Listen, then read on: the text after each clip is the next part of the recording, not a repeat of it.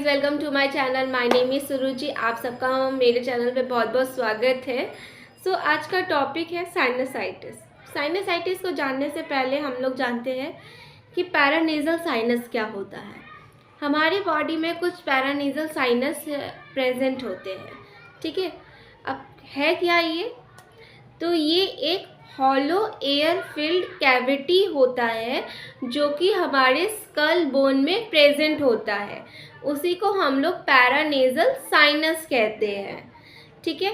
अब ये जो साइनस है ये जहाँ पे भी प्रेजेंट होते हैं, जिस भी बोन के पास ये प्रेजेंट होते हैं, उस बोन के नाम के आधार पर उस साइनस का नाम पड़ जाता है। जैसे कि इसके एक 4 टाइप्स होते हैं, ठीक है। ये 4 जगह ही जो है वो प्रेजेंट होते हैं। अगर वो फ्रंटल के पास प्रेजेंट होगा तो उसका नाम क्या हो जाता है? Frontal sinus.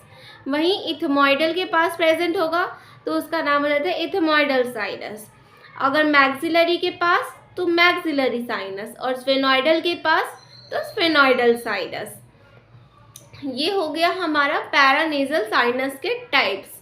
अब हम लोग बात करते हैं कि साइनसाइटिस क्या होता है। साइनसाइटिस जो है, जब पैरानेजल साइनस में इन्फ्लामेशन हो जाता है, उस कंडीशन को हम लोग साइनसाइटिस कहते हैं। इसके बहुत सारे काउज होते हैं, वायरल, बैक्टीरियल, एलर्जिक, फंगल, ये सब इसके काउज है। इन सब के कारण जो है वो साइनसाइटिस हो जाता है। हमारे साइनसाइटिस जो है इसके 2 टाइप्स होते हैं, एक होता है एक्यूट, एक होता है chronic.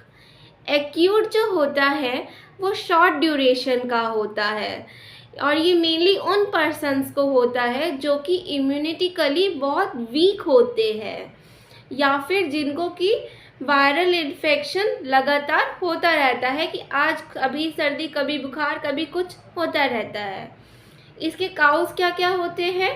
Rhino virus, influenza virus और पैरा इन्फ्लुएंजा वायरस, ठीक है। अब हम लोग बात करते हैं क्रोनिक साइनसाइटिस की। तो क्रोनिक साइनसाइटिस जो है ये लॉन्ग ड्यूरेशन का होता है, और ये मेनली एलर्जिक के कारण देखने को मिलता है। इसमें और क्या देखने को मिलता है? इसमें स्ट्रक्चरल चेंजेस देखने को मिलता है, जैसे कि नेजल पॉलिप। इसमें जो है वो साइनसाइटिस क्योंकि बहुत टाइम से परसिस्ट कर रहा है, तो वो हमारी बॉडी में ना कुछ स्ट्रक्चरल चेंजेस शो कर देता है। वो हमारा क्या किस कंडीशन में आता है? क्रोनिक में आता है। अब इसके काउज क्या होते हैं? इसका काउज है पॉल्यूशन, टबैको, और नेक्स्ट काउज है बैक्टीरिया। इसके अलावा ना थर्ड साइनसाइटिस भी होता है, जिसको कि हम लोग फंगल साइनसाइटिस कहते हैं। ये फंगल साइनसाइटिस जो है ये फंगीज के कारण हो जाता है। जो फंगीज के कारण साइनसाइटिस डेवलप कर जाता है, तो उस कंडीशन को हम लोग फंगल साइनसाइटिस कहते हैं। अब इसके रिस्क फैक्टर क्या है? अगर हमारा साइनसाइटिस लॉन्ग टाइम तक परसिस्ट कर जाता है तो क्या क्या चेंजेस, क्या क्या कॉम्प्लिकेशन देखने को मिलते हैं हमारे बॉडी में। सबसे पहला नेज़ल पॉलिप। जैसा कि हमने क्रोनिक में पढ़ा था कि नेज़ल पॉलिप हो जाता है, स्ट्रक्चरल चेंजेस देखने को मिलेगा। ये इसके कॉम्प्लिकेशन भी है। राइनाइटिस देखने को मिल सकता है, डायबिटीज़ हो सकता है, HIV हो सकता है, ठीक है। तो ये हो गए कुछ इसके रिस्क फैक्टर। अब इसके साइन एंड सिम्टम्स क्या होते हैं? सबसे पहला हेलिस्टोसिस। हेलिस्टोसिस क्या होता है? जब हम ब्रीथ करते हैं और ब्रीथिंग करने के बाद इनहेल एक्सेल का प्रोसेस होता है, तो जब हम एक्सेल करते हैं ना, तो हमारी ब्रीदिंग में से एक बैड ऑर्डर आता है, एक गंदी बदबू आती है, उसी को हम लोग हेलिस्टोसिस कहते हैं। तो इसके तो साइनसाइटिस का जो पेशेंट होगा उसकी जब वो सांस ले रहा होगा या फिर छोड़ रहा होगा तो उसमें ना बहुत बदबू आ रहा होगा, ये देखने को मिलेगा।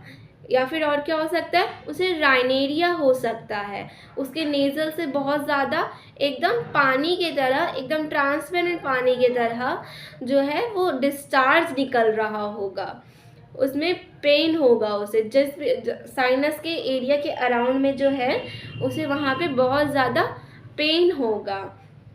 उसका जो है नोज़ में जो एरिया का है, नोज़ एरिया में वहाँ पे कंजेशन देखने को मिलेगा।